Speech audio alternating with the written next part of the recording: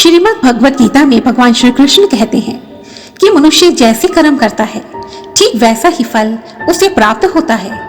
इस प्रकृति की व्यवस्था ऐसी है कि मनुष्य यदि दूसरों को दुख देता है, पाप कर्म करता है, तो कभी न कभी एक न एक दिन उसे इन पाप कर्मों का दंड भोगना ही पड़ता है।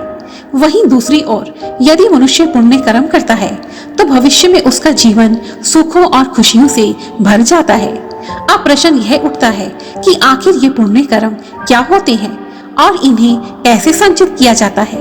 तो इन्हीं प्रश्नों का उत्तर जानने के लिए आइए सुनते हैं यह सुंदर कहानी। किसी गांव में भोला नाम का एक गरीब किसान रहता था। वह इतना गरीब था कि उसके घर का गुजारा बहुत मुश्किल से होता था। जब भी वह बहुत दुखी हो जाता तो सोचने लगता कि आखिर मैंने ऐसे कौन से पाप कर्म किए थे जो मैं इतने कष्ट भोग रहा हूँ। एक दिन उसी गांव में एक बहुत पहुंचे हुए संत पधारे। संत हर रोज उस गांव में सत्संग का आयोजन करते थे। भोला ने जब संत के विषय में सुना तो वह भी सत्संग सुनने पहुंचा। वहां पहुंचकर भोला ने संत को प्रणाम किया और पूछा, हे महात्मन, मैं इतने कष्ट क्यों भोग रहा हूँ। संत ने मुस्कुराते हुए उत्तर दिया है, मनुष्य अपने पूर्व जन्म के कर्मों के कारण ही सुख और दुख भोगता है। मनुष्य के पाप कर्म उसके जीवन में दुख बनकर आते हैं और मनुष्य के पुण्य कर्म उसके जीवन में सुख लेकर आते हैं। इसलिए यदि तुम सुखी जीवन चाहते हो तो पुण्य कमाओ। भोला ने हाथ जोड़कर पूछा, हे महात्मन, पुण्य कर्म क्या है और इन्हें कैसे अर्जित किया जाता है। संत ने मुस्कुराते हुए उत्तर दिया, सुनो पुत्र, पुण्य कर्मों का अर्थ केवल वे कर्म नहीं है जिनसे कि हमें लाभ होता है, बल्कि वे कर्म है जिनसे दूसरों का भी भला होता है। पुण्य कर्मों को करने का उद्देश्य मरने के पश्चात स्वर्ग प्राप्त करना ही नहीं, बल्कि जीते जी जीवन को स्वर्ग बनाना भी है। बिना किसी स्वार्थ के दूसरों की भलाई करना पुण्य कर्म कहलाता है। सभी प्राणियों से प्रेम करना, सभी जीवों के हितों की रक्षा करना, आवश्यकता होने पर उन्हें हर संभव सहायता प्रदान करना, उनके सुख दुख का साथी बनना और ऐसा कोई कार्य न करना जिससे कि उनके मन को ठेस पहुंचे, पुण्य कर्मों की श्रेणी में ही आते हैं। संत ने कहा, अब मैं तुम्हें बताता हूँ कि पुण्य कर्म कैसे अर्जित किए जाते हैं। हे पुत्र, सबसे पहला और अनेकों पुण्य कर्म के बराबर फल देने वाला कर्म है माता पिता का आदर और सम्मान करना। माता पिता को आदर देने के कारण ही गणपति जी की पूजा सभी देवताओं में सबसे पहले की जाती है। शास्त्रों के अनुसार किसी भी बेजुबान प्राणी पर दया और क्षमा करना, ये दोनों भावों को रखने वाला व्यक्ति हर जगह सम्मान पाता है।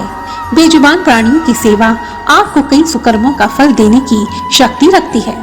कहते हैं कि जो मनुष्य बेजुबान प्राणियों की सेवा करता है उस पर तो स्वयं माता कामधेनु की कृपा होती है। ईश्वर की शरण में आकर कई पापों से क्षमा मिल जाती है। ईश्वर भक्ति में बिताया गया समय आपको कई पुण्य कर्मों के बराबर फल देने की शक्ति रखता है। शास्त्रों के अनुसार झूठ बोलना बहुत बड़ा पाप है। झूठ बोलने से आपके कई पुण्य कर्मों के फल नष्ट हो जाते हैं। सच बोलने वालों से ईश्वर भी प्रसन्न रहते हैं, इसलिए सदा सच बोलना चाहिए। जब भी आपके घर कोई अतिथि आता है तो उसका उचित सत्कार करना चाहिए, उसे स्वादिष्ट भोजन परोसना चाहिए। शिव महापुराण में भी यह वर्णित है कि जब कोई अतिथि आपके घर से प्रसन्न होकर जाता है तो इसका कई पुण्य फल आपको प्राप्त होता है। जब भी आप घर में कोई खाने की वस्तु लाते हैं तो इसे घर की सभी सदस्यों को भी खाने को दें। आपकी खरीदी हुई या आपकी बनाई हुई कोई भी खाने की चीज जब कोई दूसरा खाता है तो उसका एक एक निवाला आपको पुण्य की प्राप्ति करवाता है। दूसरे जीव की संतुष्टि आपका पुण्य बढ़ाती है। घर की स्त्रियां जब प्रेम से स्वादिष्ट भोजन बनाकर घर के सभी सदस्यों को खिलाती हैं तो यह भी एक पुण्य का काम है। यदि आप अपने कमाए हुए धन से किसी गरीब को भोजन करवाते हैं तो यह भी बहुत बड़ा पुण्य है। हमारे शास्त्रों में वर्णित है कि अन्नदान महादान है। इसके अतिरिक्त आप दूसरे जीवों को भी, जैसे कि गाय, पक्षी, चींटियां, इनको आप भोजन देते हैं या अन्न का दाना डालते हैं तो यह भी एक बहुत बड़ा पुण्य है। जितना पुण्य यज्ञ कराने से नहीं मिलता उससे कहीं अधिक पुण्य प्रतिदिन चींटियों को आटा डालने से मिलता है। प्रतिदिन चींटियों को आटा डालने से बड़े बड़े कष्ट टल जाते हैं। इसके अतिरिक्त हर रोज सुबह घर के बड़े बुजुर्गों के पांव छुएं। ऐसा करने से अक्षय पुण्य की प्राप्ति होती है। हर रोज अच्छे शास्त्रों को, धार्मिक कथाओं को पढ़ें अथवा सुने। ऐसा करने से महापुण्य की प्राप्ति होती है। इसके अतिरिक्त दूसरों की निंदा ना तो किसी से करें और ना ही सुने। जिसकी आप निंदा करते हैं उसके पाप आपके खाते में जुड़ जाते हैं। इसलिए किसी की बुराई मत करें और ना ही सुने। सभी लोगों का उचित आदर करें। ऐसा करने से पुण्य की प्राप्ति होती है। तीर्थ स्थान की यात्रा करने से भी अक्षय पुण्य की प्राप्ति होती है। तीर्थ स्थान की ओर जाने वाले हर कदम पर आपको अक्षय पुण्य की प्राप्ति होती है। तीर्थ स्थान पर जाकर अपनी इष्ट देव का मंत्र जाप करें। इसका कई गुना फल आपको प्राप्त होता है। साथ ही तीर्थ स्थान पर जाकर दान अवश्य करना चाहिए। ऐसा करने से अक्षय पुण्य की प्राप्ति होती है। यदि आप किसी पवित्र नदी पर स्नान करने जाते हैं तो इससे भी पुण्य की प्राप्ति होती है। यदि कहीं मंदिर का निर्माण हो रहा है तो आप वहां भूमि दान कर सकते हैं या अपनी सामर्थ्य अनुसार धन का दान कर सकते हैं। ऐसा करने से भी अक्षय पुण्य की प्राप्ति होती है। किसी गरीब कन्या का विवाह करवाना या उसके विवाह में धन, वस्त्र, बर्तन इत्यादि देना बहुत बड़ा पुण्य का कार्य है। कि अपने गरीब रिश्तेदारों की मदद करना, उन्हें वस्त्र, अन्न, धन इत्यादि देने से भी आपको पुण्य की प्राप्ति होती है। इसके अतिरिक्त अपाहिज लोगों जैसे कि लंगड़ा, अंधा, गूंगा, बहरा, कोढ़ी, इन लोगों को भोजन करवाने से अक्षय पुण्य की प्राप्ति होती है।